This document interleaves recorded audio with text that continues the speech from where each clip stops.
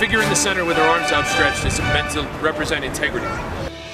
A reminder to the people who are working inside the exchange that they're not just trading pieces of paper, they're actually trading people's lives, they're trading people's jobs. On a normal day, they can trade anywhere from 2.5 to 3 billion shares, but 95% of that volume is traded remotely.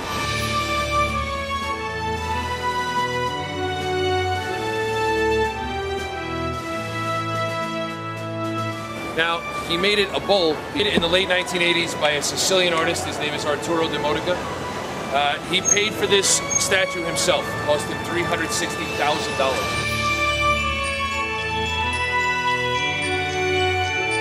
Interesting and very informative. Really, we enjoyed it.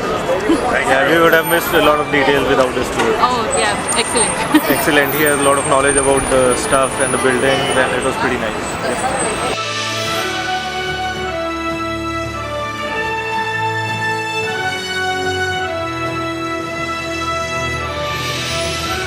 Through Wall Street and down to the church, around the other Treasury building, with all that gold in it was very interesting.